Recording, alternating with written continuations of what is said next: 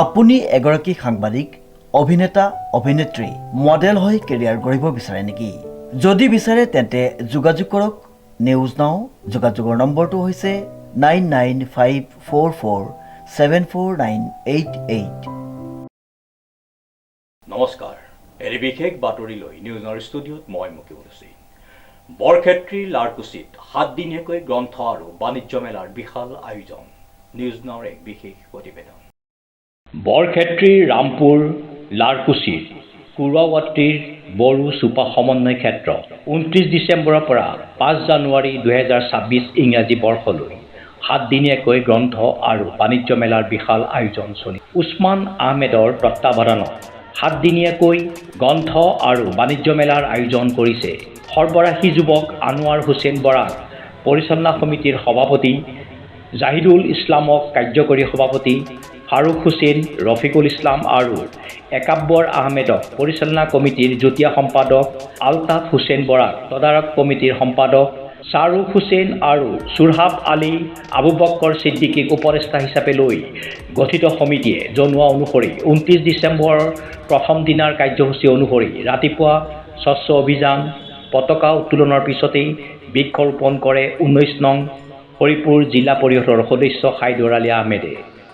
সাংস্কৃতিক শোভাযাত্ৰাৰ উদ্বোধন কৰে ডক্টৰ শ্বাহনুৰ আলী আৰু হাইদৰ আলী আহমেদে। আবেলি 5 বজাত অসমৰ হিয়াৰ আমঠু হাৰ্থৰূপ জুবিন গাৰ্গলৈ সমূহীয়া শ্ৰদ্ধাঞ্জলিৰ লগতে আত্মাৰ চিৰশান্তি কামনাৰে বন্তি প্ৰজ্বলন কৰিব। সন্ধিয়া 7 বজাত সাংস্কৃতিক সন্ধিয়াৰ বিশেষ আকৰ্ষণ প্ৰিয়ংকা কলিতাৰ গীতৰ শৰেৰে প্ৰথম দিনাৰ কাৰ্যসূচীৰ অন্ত পৰিব। উল্লেখযোগ্য যে প্ৰতি বছৰে এই গ্ৰন্থ আৰু বাণিজ্য মেলাত অসমৰ বিভিন্ন প্ৰান্তৰ পৰা প্ৰতিদিনে 5,000 পৰা 6,000 লোকে আহি ভিৰ কৰে বুলি জানিবলৈ দিয়ে উদ্যোক্তাসকলে।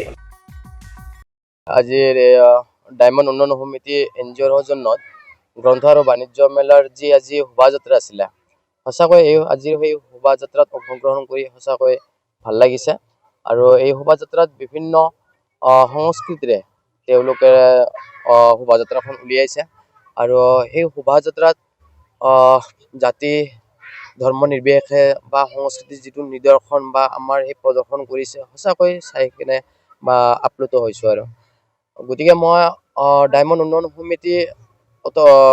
সমিতিক মই আহ্বান জনাম যাতে গ্ৰন্থ আৰু বাণিজ্য মেলা, যে গ্ৰন্থ বুলি ক'লে আমি ইয়াতে কিতাপৰ দোকান থাকিব লাগিব, বিপণী থাকিব লাগিব, আৰু ৰাইজক যাতে সজাগতা কৰে এটা যে ইয়াত আহি কেনে যাতে এখন হ'লেও কিতাপ সকলোৱে কিনি লৈ যায়। কাৰণ কিতাপে হ'ল আমাৰ জ্ঞানৰ ভঁৰাল, কিতাপ পঢ়িলেহে আমি জ্ঞান পাম। গতিকে আজিৰ সমাজত এইটো ভাল কামেই কৰিছে। কাৰণ গ্ৰন্থ আৰু বাণিজ্য মেলা, গ্ৰন্থ বুলিলে আমি কিতাপৰ বিপণী থাকিব লাগিব, বাণিজ্য মেলা বুলি ক'লে আমাৰ থলুৱা ব্যৱসায়ীসকলে কি উৎপাদন কৰে আৰু সেই উৎপাদন সামগ্ৰীসমূহ আমি ৰাইজক দেখুওৱা, এইটো হ'ল মানে গ্ৰন্থ আৰু বাণিজ্য মেলাৰ মূল উদ্দেশ্য। কিন্তু আজিকালি আমি দেখা পাওঁ যে এই গ্ৰন্থ আৰু বাণিজ্য মেলা বেলেগ ফালে লৈ গৈছে, কিন্তু আচল বস্তুটো নাই। গতিকে মই ডায়মণ্ড উন্নয়ন সমিতিক মই আহ্বান জনাম যাতে তেওঁলোকে গ্ৰন্থ আৰু বাণিজ্য মেলাৰ যিটো উদ্দেশ্য, সেই উদ্দেশ্যৰ প্ৰতি তেওঁলোকে যাতে লক্ষ্য ৰাখে। যে কি নহওক, আগন্তুক ফেব্ৰুৱাৰী 10 তাৰিখৰ পৰা হয়তো হাইস্কুল পৰীক্ষা, এই সময়ছোৱাতে মই যাতে কমিটিক মই আহ্বান জনাম যাতে তেওঁলোকৰ যি কাৰ্যসূচী থাকে যাতে হয়তো এটা নিৰ্দিষ্ট সময়ৰ আগতে, ৰাতিৰ নিৰ্দিষ্ট সময়ৰ আগতে যাতে শেষ কৰি দিয়া, তাৰ প্ৰতি মই ডায়মণ্ড উন্নয়ন কমিটিৰ বিষয় বিভাগ মই আহ্বান জনালোঁ। সাংবাদিক বন্ধুসকলক ধন্যবাদ জনাইছোঁ।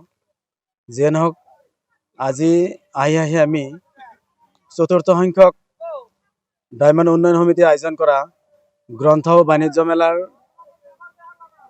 6 দিনীয়া কাৰ্যসূচী মতে আজি আমাৰ প্ৰথম কাৰ্যসূচী আছিল স্বচ্ছ অভিযান, দ্বিতীয় কাৰ্যসূচী আছিল পতাকা উত্তোলন, আৰু আহি আমি খন্তেক সময় আগতে বৃক্ষৰোপণ কাৰ্যসূচী সমাপ্ত কৰিলোঁ। তাৰ লগতে আজি আমাৰ যিখন শোভাযাত্ৰা আছিলে, সেই শোভাযাত্ৰা আমি এইমাত্ৰ শেষ কৰিলোঁ। আমাৰ কাৰ্যসূচী 6 দিনীয়া আছে, আৰু বিশিষ্ট ব্যক্তিসকলৰ দ্বাৰাই প্ৰত্যেক দিনাই আমি কাৰ্যসূচীসমূহ চলাই নিম। গতিকে আপোনালোকে জানে যে আমি আহি 4টা বছৰ অতিক্ৰম কৰিলোঁ। আমাৰ সমাজৰ যিসকল ব্যক্তিয়ে, এই অঞ্চলবাসীয়ে আমাক খুব ভাল পায়। এই গ্ৰন্থ বাণিজ্য মেলা চলাই নিয়াত যিখিনি সহায় সহযোগিতা কৰে ৰাইজক আমি আমাৰ ফালৰ পৰা ধন্যবাদ কৃতজ্ঞতা জনাইছোঁ। আৰু আজিৰ এই 29/12/2025 তাৰিখৰ পৰাই আমি 6/1/2026 চনলৈ আমি 4 তাৰিখে সমাপ্ত কৰিম। গতিকে সমূহ ৰাইজক আমি আমাৰ এই গ্ৰন্থ আৰু বাণিজ্য মেলাত সহায় সহযোগিতা কৰাৰ বাবে আহ্বান জনাইছোঁ। আমাৰ 5-6 হাজাৰ প্ৰত্যেক দিনা 5-6 হাজাৰ মানুহ ইয়াত সমাগম হয়। গতিকে মানুহৰ বিপুল সঁহাৰি আমি পাইছোঁ।